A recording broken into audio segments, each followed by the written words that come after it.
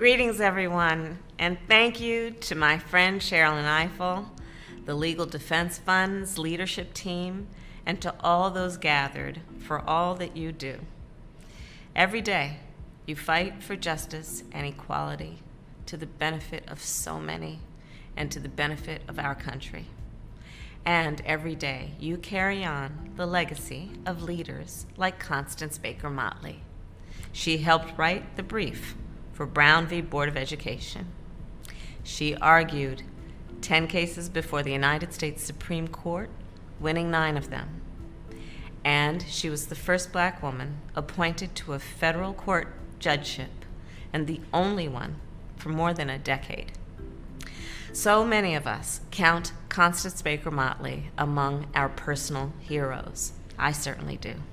I could not be more thrilled to mark this special occasion by discussing her important legacy with a brilliant group that we've assembled today. Dean Tomiko Brown-Nagin, Professor Martha Jones, and Sarah Moss.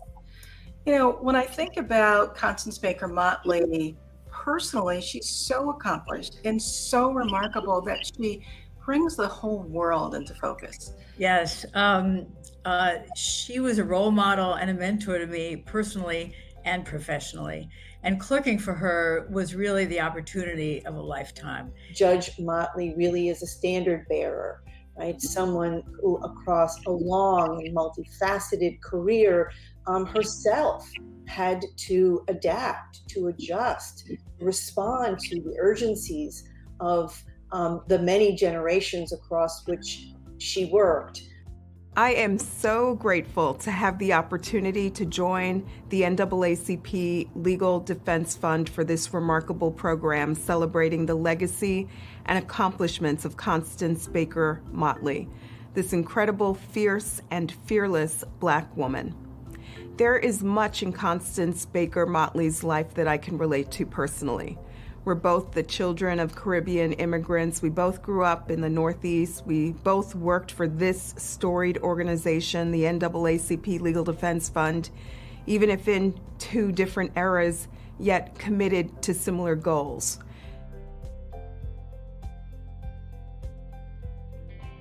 What the Congresswoman and I face each and every day in this discussion is most Americans don't know.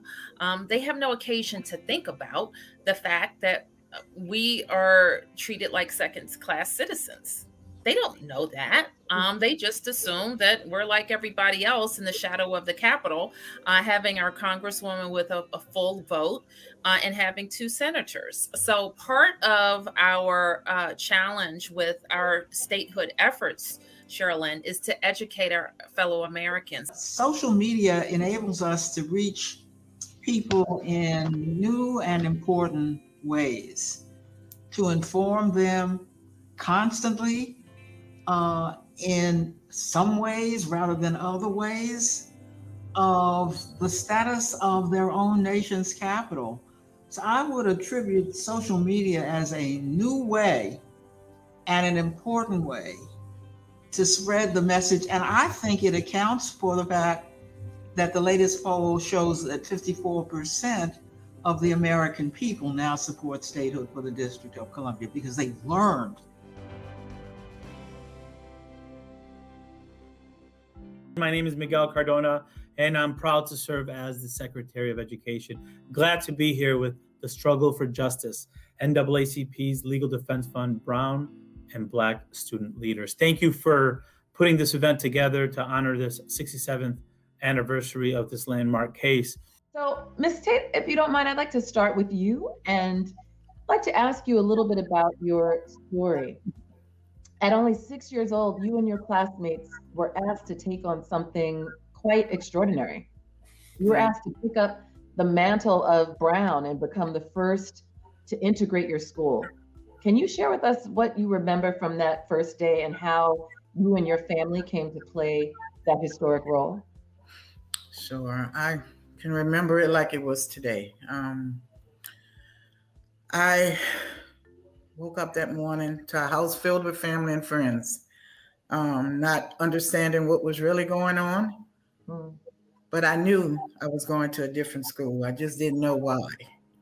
I remember how happy the household was until a black car pulled up in front of the door and things got real quiet. And that was the U.S. Marshal arriving to escort us to the new school.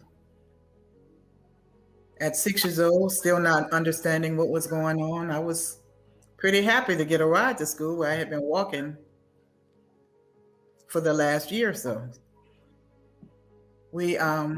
I can remember getting to the door and my mother said, when you get in the car, sit to the back of the window and do not put your face to the window. And I tell children today, obedience played a big part of what we had to do in those days.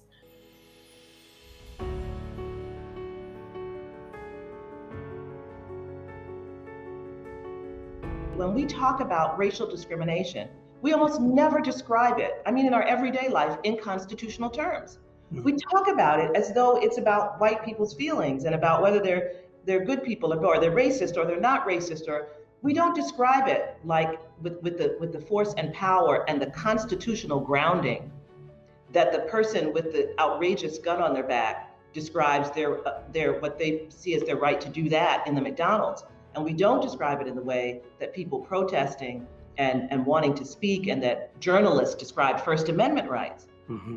And that I believe that this has been a weakness of our engagement with the work of equality and justice. And we had this conversation very early on about 14th Amendment rights. You got to know your 14th Amendment rights. And one of the problems is that we don't know the story. Yes. So we have ceded the narrative. Mm-hmm. And the narrative has power. Yes. And without using that power, we can't connect to the constitutional power. And so as a result, Second Amendment rights guy, he knows the story, or at least he knows enough of the story. He knows the story, yeah. Right? Yeah, because actually he wouldn't have that right if it weren't for the 14th Amendment. Hey. That's another story.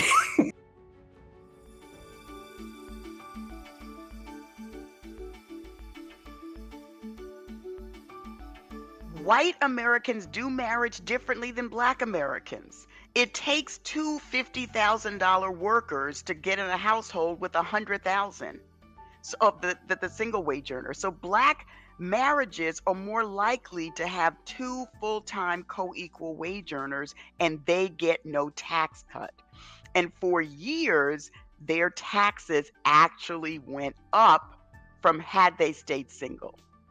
So that's what was happening to your parents. That's what was happening to my parents. Mm-hmm. They were paying higher taxes because they were married to each other. Because and their both incomes, working in a kind of similar salary jobs. Yeah. That's right. And when I would do their taxes, I used to marvel at how close their incomes were together. Like, depending on how much overtime my father made would determine, did he win this year or did my mother win this year? And I would always feel a certain level of pride when my mother earned more than my father, not knowing they were both getting disadvantaged because they were earning income so close together. And when I sent my mother the draft marriage chapter, she said, they owe me and James reparations.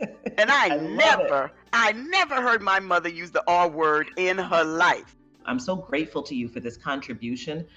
This is precisely what we try to do at the Thurgood Marshall Institute at LDF, which is sponsoring this conversation, is try to deepen our knowledge about areas of the work that we don't know as much about and provide an opportunity for our community to learn the depth of the ways in which race affects our lives. And this is a perfect example